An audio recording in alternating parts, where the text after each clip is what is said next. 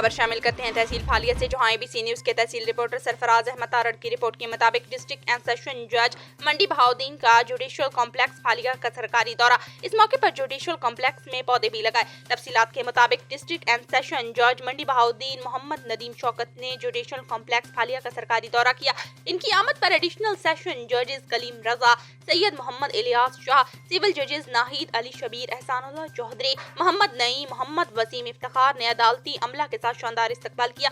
जबकि district and session जज मोहम्मद नदीम शौकत ने जुडिशियल कॉम्प्लेक्स के दौरे के दौरान जुडिशियल कॉम्प्लेक्स की सफाई के हवाला से खसूसी हिदायत की। इस मौके पर डिस्ट्रिक्ट एंड सेशन जज मंडी बहाउद्दीन मोहम्मद नदीम शौकत ने एडिशनल सेशन जजेस कलीम रजा, सैयद मोहम्मद इलियास और सिविल जजेस के हमरा जुडिशियल कॉम्प्लेक्स में पौधे भी लगाए।